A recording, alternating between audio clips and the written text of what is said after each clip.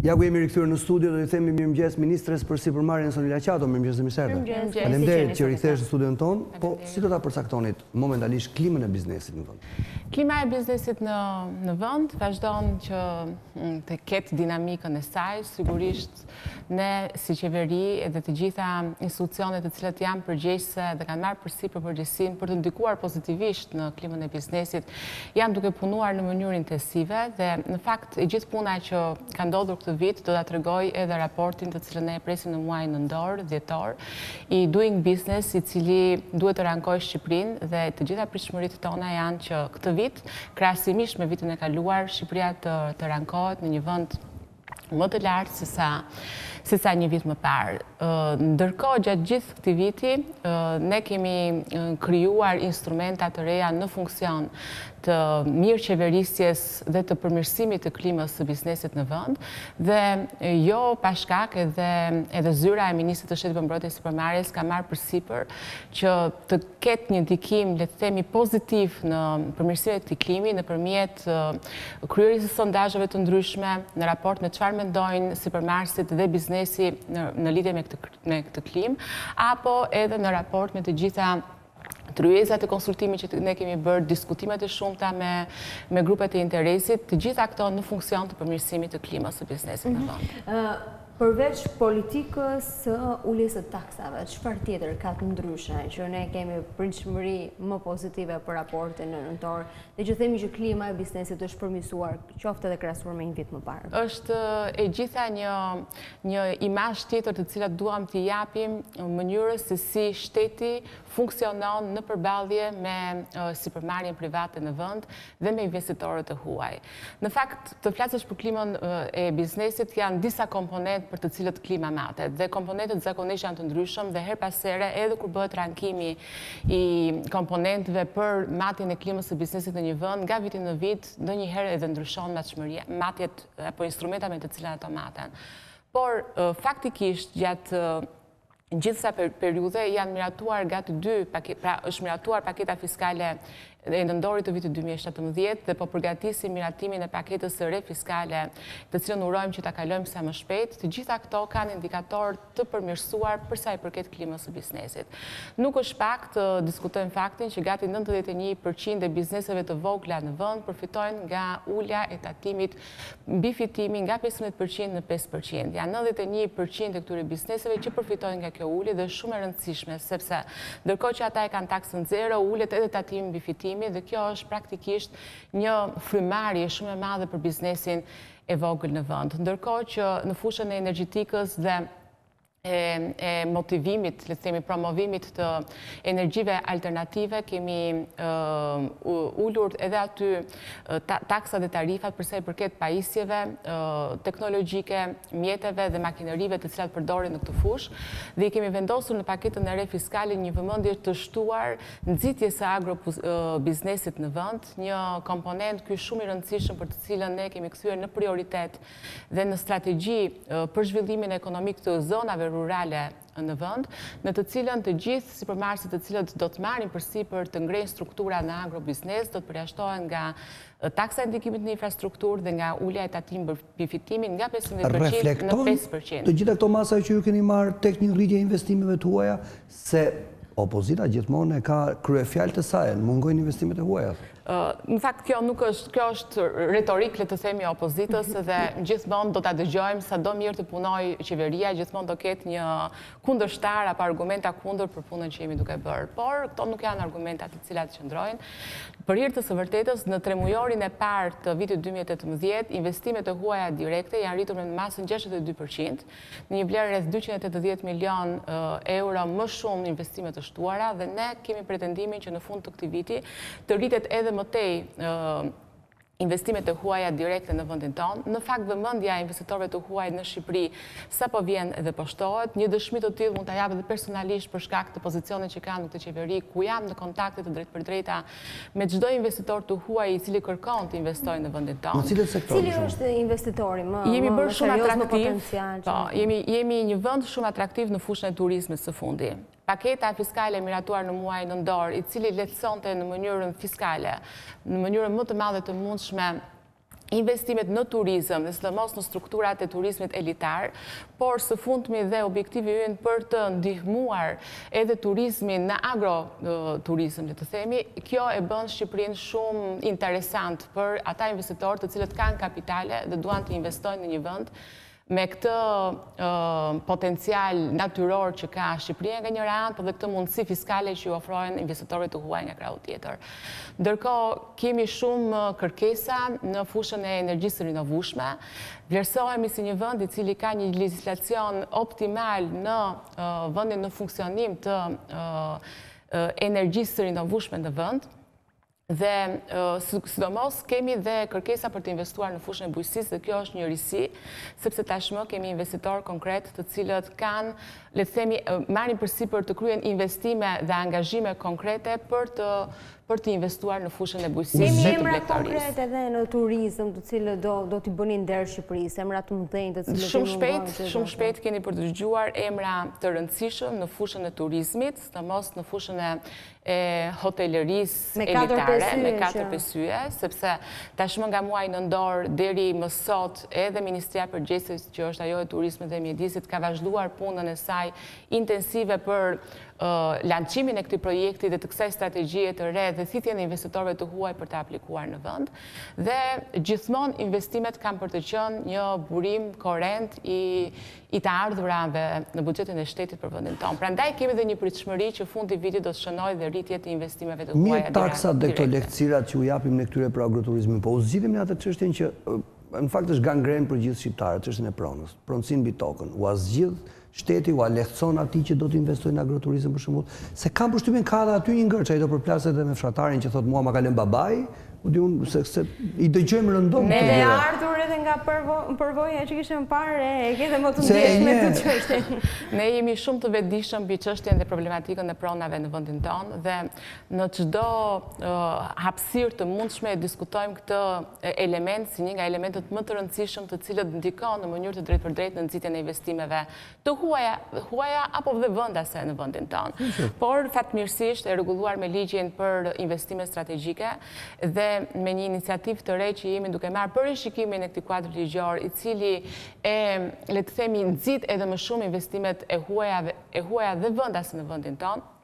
Mendojmë që i kemi dhënë zgjidhje të çështjes së tokave apo të pronave në ato raste kur investimet konsiderohen strategjike nga ana e shtetit shqiptar. Kështu që në këtë mënyrë ne vetëm mirëpresim investitorë të huaj strategjik të rëndësishëm dhe me potencial të rëndësishëm në ekonominë e vendit. Pastaj është kuadri ligjor i ndërtuar në mandatin e kaluar nga qeveria dhe që vazhdon ende të përmirësohet nga dita në ditë për të implementuar këto projekte të rëndësishme që ne kërkojmë të sjellim në vendin tonë për zhvillimin e ekonomisë. Po sa histori jemi ne me investitorët shqiptar, edhe kam përshtypjen apo parasysh edhe në sektorin e turizmit, ku ndërsa kemi një fluks, themi do shkojnë kontrollet nga tatimet për të verifikuar se sa në rregull janë. Të vjen dhe i grupi me 5-6 djemë kështu për shembull me dosje në dorë, se që shohim në pamjet që na vinë nëpër televizione që ushtrojnë kontrolle. Janë normale këto? Atëre, sa miqësor jemi ne me investitorët dhe me Sipermarrësit. Qeveria po krijon një strategji të tërë të përmirësimit të klimës së biznesit në vend dhe komponent i përmirësimit të klimës së biznesit është pikërisht edhe përqasja e strukturave shtetërore në përballje me Sipermarrësit dhe investitorët në mënyrën më korekte të mundshme dhe më optimale sa më shumë të jetë mundur, bazuar në instrumenta që të jep edhe ligji në fuqi. Dhe sigurisht që jemi duke punuar mjaft fort edhe në këtë drejtim, në fakt dëshmi të shumta të përcjella në zyrën time si ministër për mbrojtjen e Sipermarrjes, dhe kjo është dhe fokusi i punës me të cilën personalisht merrem pothuajse për ditë, është fakti që ka qenë shumë e rënduar situata e përballjes së Sipermarrjes me strukturat e inspektuese, le të themi më shumë, të shtetit, por gjatë këtij viti ka pasur një sensibilizim shumë të madh të gjitha strukturave të cilat sot punojnë dhe operojnë në terren, në përballje me Sipermarrjen dhe me investitorët për të korrigjuar mënyrën e veprimtarisë së tyre në zbatim të dispozitave të ligjit. Kjo nuk do të thotë që ne kemi arritur në mënyrë optimale ato çfarë do të dëshironim të kishim në përballje me Sipermarrjen, pasi ne në politikat tona dhe në strategjinë edhe të zyrës të cilën unë drejtoj, që është mision i kësaj qeverie në këtë mandat qeverisës, kemi elementin e partnerizimit sa më shumë të jetë mundur me Sipermarrjen dhe nuk mund të partnerizohemi me të nëse ushtrohemi apo i drejtohemi atyre në forma apo me instrumenta jo të përshtatshëm. Pra, jemi duke punuar shumë fort dhe një nga reformat për të cilët unë do doja ta theksoja sot edhe në këtë mëngjes, është fakti që pritshmëria që presim nga viti 2019 për të hyrë në fuqi në mënyrë të plotë, e reformës për inspektoriatet, të cilën qeveria e ka ndërmarrë që në muajt e parë të këtij mandati qeverisës, do të jetë dhe rezultati i punës për përmirësimin e klimës së biznesit në vend në mënyrë të drejtë për drejtë, sepse jemi duke i dhënë një orientim organizimit në tërësi të inspektoriateve që operojnë në terren, që të funksionojnë bazuar në inspektimin e tyre tek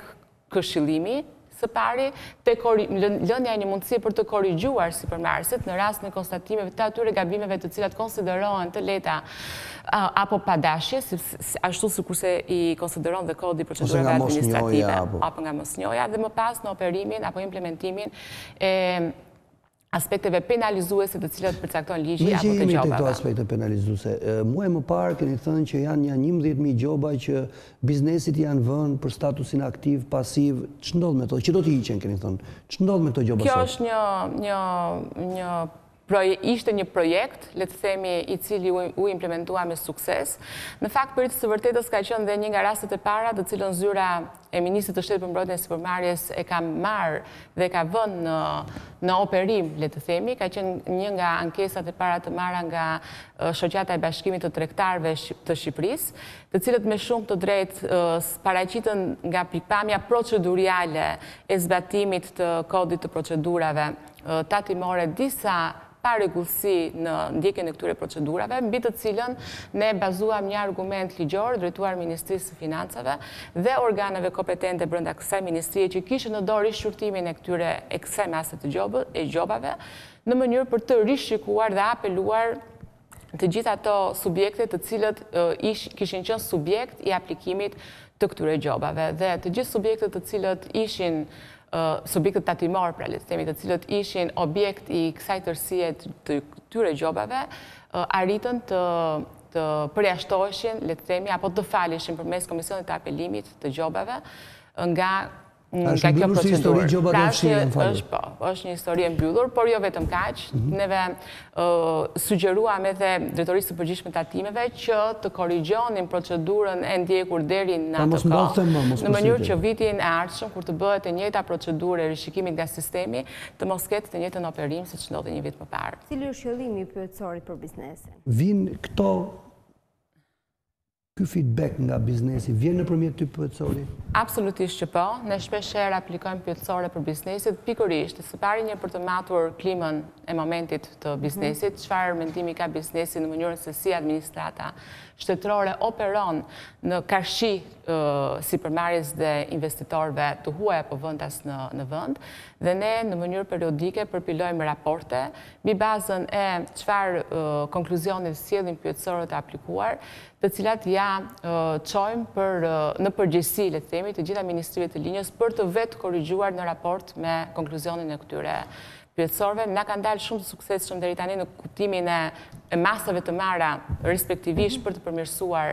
ato çfarë del si kryefjalë, le të themi, e përgjigjeve të marra nga ky pyetësor. Çfarë pyeten kryesisht? Dhe i plotësoni çdo gjë që ata kërkojnë se të plotëson çdo gjë që kërkon është e pamundur. Sigurisht që neve përpiqemi të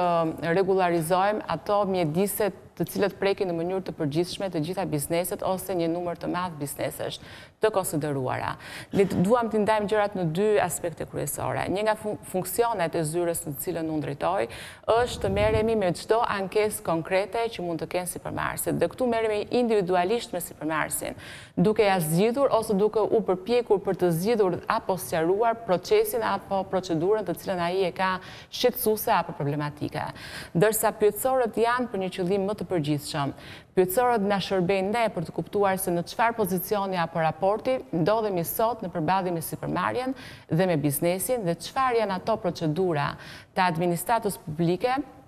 të cilët dëmtojnë biznesin apo shkaktojnë vonesa në procesin e rritjes së kësaj supermarketi në vend. Sigurisht që ka, sepse ashtu sikurse e kanë thënë dhe herë të tjera, ne kemi një kuadër ligjor goxha të mirë dhe të vlerësuar pozitivisht, por çalojmë goxha në implementimin, në zbërthimin e këtij kuadri ligjor me aktet në ligjore të cilat miratohen. Duke filluar që nga vendimet e qeverisë dhe deri tek urdhrat apo udhëzimet që nxjerrin ministrat përgjegjës në fushat e tyre respektive. Në këtë kuadër, jo, nuk ka lidhje. Është një proces i hartimit të tyre nga vetë administrata e cila i orienton në këtë drejtim, ndërkohë vëmendja të cilën ne u çojmë ministrave përgjegjës duke marrë opinionin, sugjerimet dhe çfarë kërkon Sipermarrja për ta zbatuar më mirë dispozitën e ligjit, është një vlerë e shtuar për çdo ministër dhe për çdo ministri përgjegjëse në zbërthimin optimal të dispozitave ligjore. Ne së fundmi kemi bërë një takim, për shembull kemi trajtuar zbërthimin e dispozitave në kuadrin e biokarburanteve, të cilët janë një normativ që e shtuar që duhet të implementohet gjatë këtyre 10 viteve dhe sugjerimi apo gjithë kjo proces të cilën bëm së bashku me grupet e interesit ju përcolli Ministrisë përgjegjëse të cilët janë duke reflektuar në mënyrë pozitive për ndryshimin e një akti të dalë para disa kohësh dhe për ta optimalizuar zbatimin e këtij kuadri ligjor në favor të Sipermarrjes të cilën do ta zbatoj, por dhe prej së cilës ne do kërkojmë të vjelim ato të ardhurave të cilës synojmë të vjelim. Përmes projektit të 100 fshatrave duket se qeveria po përpiqet të rikthejë vëmendjen tek fshatrat. Ka interes? Projekti i 100 fshatrave është një nga projektet, le të themi, strategjike të këtij mandati qeverisës. Në mandatin e kaluar kryefjala e një projekti të ngjashëm të tillë ka qenë në rilindja urbane. Së fundmi në këtë mandat ne kemi një vëmendje të shtuar ndaj zonave rurale, pasi duam t'i kthejmë ato në destinacione të mirëfillta. Dhe prandaj them që projekti i 100 fshatrave ka për të qenë një sukses i radhës në këtë mandat qeverisës i kësaj qeverie, sepse do t'i kthejë vëmendjen tashmë nga zonat e urbanizuara në qendrat e fshatrave të cilat të paktën këto 100 fshatra të para përcaktuara tashmë do të kthehen në simbole apo në fshatrat më të bukura të vendit tonë, ku do të zhvillohet, jo vetëm do urbanizohen, por do të zhvillohet edhe ekonomia, do të zhvillohet edhe trashëgimia kulturore, do zhvillohet edhe turizmi dhe interesat sapo vinë dhe poshtohen dhe në funksion edhe të projektit të 100 fshatrave është hartuar edhe paketa fiskale e cila ndikon dhe ndihmon jashtëmase dhe Sipermarrjen në agroturizëm, duke joshur sa më shumë Sipermarrësit të investojnë në agroturizëm një herë në të gjithë Shqipërinë, nuk ka rëndësi janë në 100 fshatrat apo jo, por duke shtuar vëmendjen e pikërisht në implementimin e tyre dhe pse jo të këto 100 fshatra. Mua më bëri përshtypje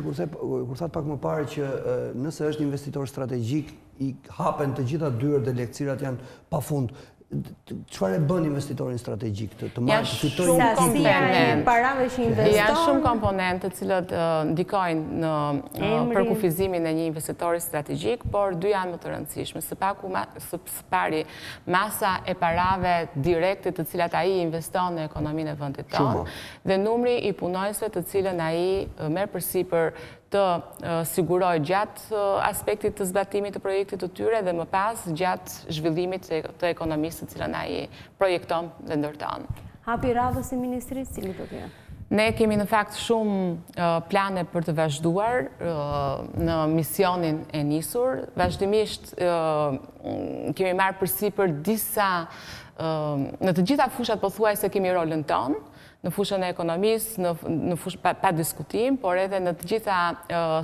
sektorët përkatës, në industri, në energjetik, në bujqësi, në mjedis, jemi përkrah çdo grupi interesi për të përcjell nevojat e këtyre grupeve në mënyrë të drejtë për drejtë në qeveri, me qëllimin optimal për të përmirësuar klimën e biznesit në vend, por për të përmirësuar edhe të gjithë aspektin administrativ të procedurave të cilët ky grup interesi dhe këta biznese duhet të ndjekin përballë dyerve të administratës shtetërore dhe sigurisht që nëpërmjet propozimeve dhe rekomandimeve që i bëjmë Ministrisë të Linjës, mendojmë që do kemi një rol edhe më të rëndësishëm në të ardhmen. Ishte shumë kënaqësi që të mëngjesme, ne falenderojmë. Ne urojmë punë të mbarë, ishte Sonila Qato, Ministra për Sipermarrjen, ishte emisioni 7:05 për ditën e sotme. Ne do takojmë sërish nesër në po të njëjtën orë, kalofshi një ditë sa më të mbarë, mirupafshim.